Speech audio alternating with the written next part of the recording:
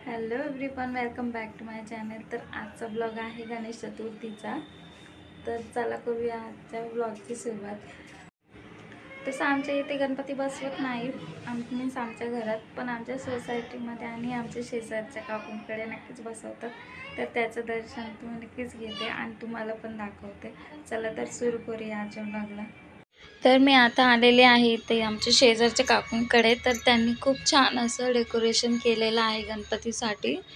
ते दरवर्षी बसवतात, तर त्यांचं प्रत्येक वर्षी खूप वेगवेगळे छान असे डेकोरेशन असतात जे खूपच छान वाटतात बघायला।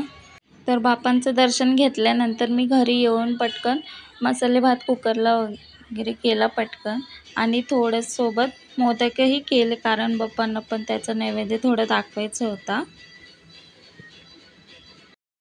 तर आजचा ब्लॉग कसा वाटला नक्कीच सांगा आणि कमेंट सेक्शनमध्ये।